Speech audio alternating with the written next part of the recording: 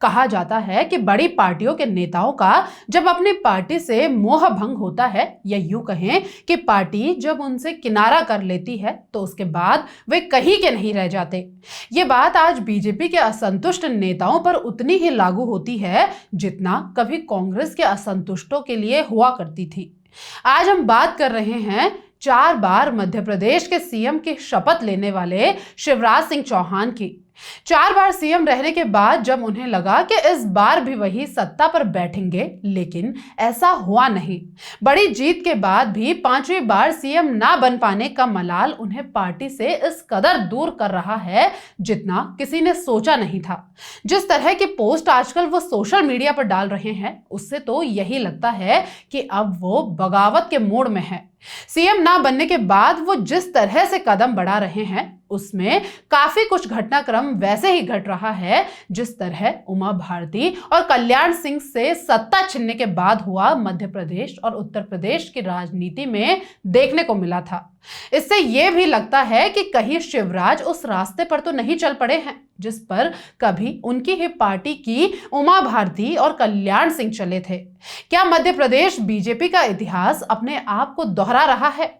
आखिर क्या है वो रास्ता जिस पर उमा भारती और कल्याण सिंह जैसे बड़े दिग्गज नेता चले थे, और शिवराज अब कैसे उसी रास्ते पर चल पड़े हैं? विस्तार से वीडियो में आगे जानते हैं। शिवराज सिंह चौहान पर आने से पहले हम मध्य प्रदेश की राजनीति में कुछ साल पीछे चलते हैं। जब साल 2003 के विधानसभा चुनाव में उमा भारती के नेतृत्व में भाजपा ने 3/4 बहुमत प्राप्त किया और वे मुख्यमंत्री बनी, उसी समय सभी मानते थे कि भाजपा को सत्तारूढ़ करने में उमा भारती ने महती भूमिका निभाई थी।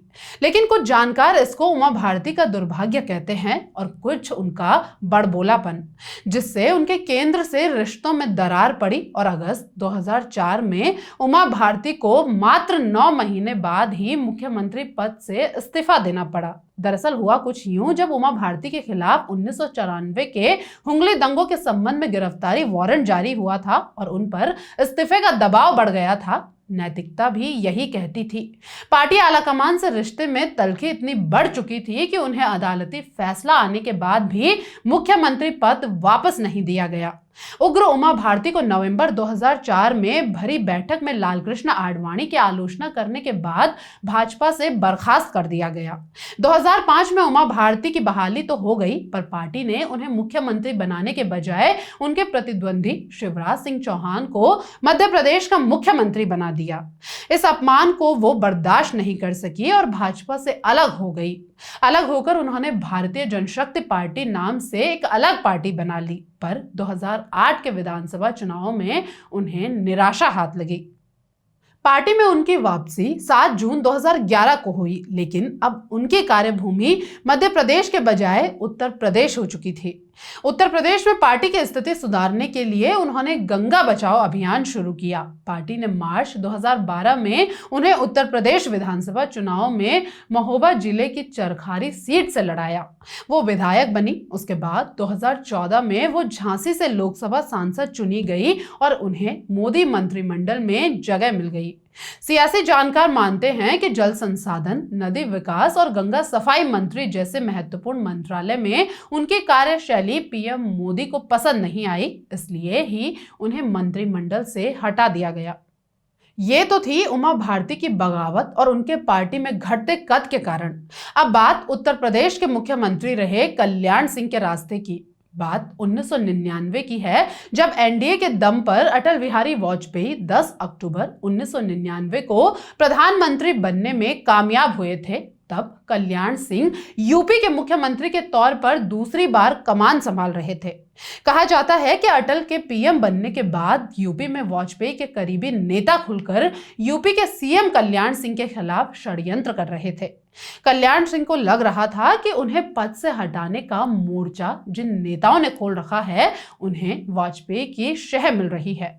कल्याण सिंह को मुख्यमंत्री पद से हटाने के लिए बीजेपी के तमाम बड़े नेता एकजुट हो गए और आखिरकार उन्होंने 12 नवंबर 1999 को इस्तीफा दिया और उनकी जगह राम प्रकाश गुप्ता को मुख्यमंत्री बनाया गया। उस समय भी कल्याण सिंह को यही लगता था कि बाबरी मस्जिद गिरवाकर बीजेपी के पोस्टर बॉय बन चुके हैं, उनके बिना पार्टी कैसे चलेगी। मुख्यमंत्री पद से हटने के बाद वो अटल बिहारी वाजपेयी को लेकर बहुत दिनों तक सहज नहीं रह पाए और सार्वजनिक रूप से बयानबाजी शुरू कर दी और जल्द ही उन्हें पार्टी ने बाहर का रास्ता दिखा दिया। इसके बाद कल्याण सिंह ने अपने समर्थकों के साथ मिलकर राष्ट्रीय क्रांति पार्टी का गठन किया, लेकिन चुनाव में उनकी पार्टी कुल विधानसभा की 4 सीटें ही जीत सकी। 2004 में वाजपेयी उन्हें दोबारा से बीजेपी में ले आए। 2007 में सीएम का चेहरा बनकर भी पार्टी के वे किसी काम नहीं आ सके। कल्याण सिंह का फिर बीजेपी से मोह भंग हुआ और उन्होंने 2009 में पार्टी छोड़ दी। फिर वो सपा के साथ चले गए, पर उनकी दाल नहीं गली। मुलायम सिंह यादव ने बाद में कहा भी कि कल्याण सिंह से हाथ मिलाना मेरी सबसे बड़ी गलती थी। परिस्थितियां बदली और कल्याण सिंह ने 2014 में फिर से बीजेपी में वापसी की और कसम खाई कि जिंदगी की आखिरी सांस तक अब बीजेपी का ही रहूंगा।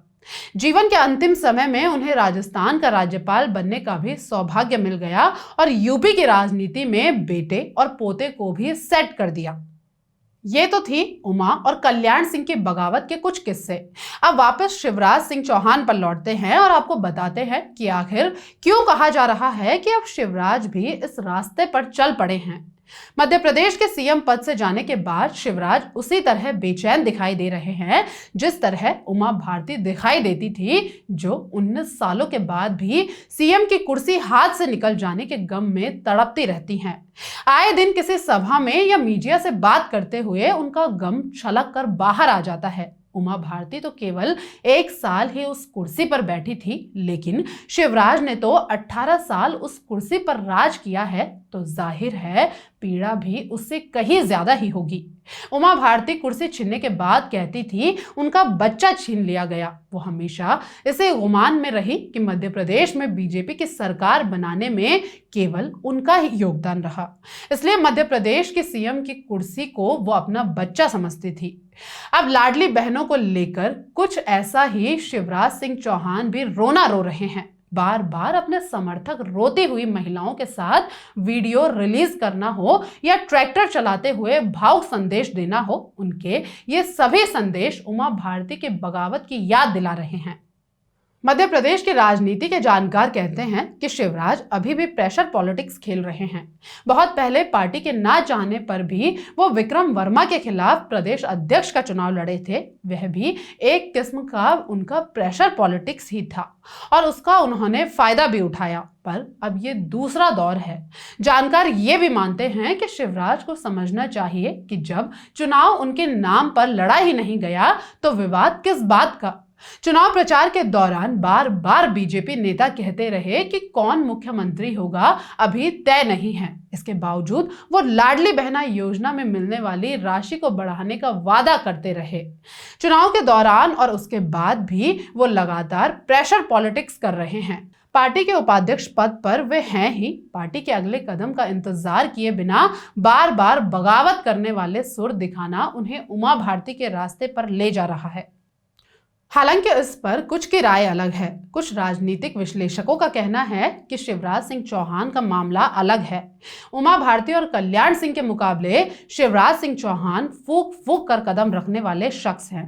पर उसी तरह एक बात यह भी है कि उमा भारती का मुकाबला तब की बीजेपी के उन नेताओं से था जिन्हें आज के जैसा प्रचंड बहुमत नहीं था। राजनीति का वो दौर भी अलग था। अटल और आडवाणी की कार्यशैली भी अलग थी। आज शिवराज सिंह चौहान के भविष्य का फैसला नरेंद्र मोदी और गृह मंत्री अमित शाह पर है, जो फैसला लेने में कोई भी इफ और बट नहीं देखते। ऐसे में अब देखने वाली बात होगी कि भविष्य में शिवराज सिंह चौहान की पार्टी में क्या भूमिका होगी। शिवराज खुद कैसे कदम बढ़ाएंगे या फिर उमा भारती के नक्शे कदम पर चलेंगे, ये सब तो आने वाला वक्त ही बताएगा। फिलहाल इस वीडियो में बस इतना ही।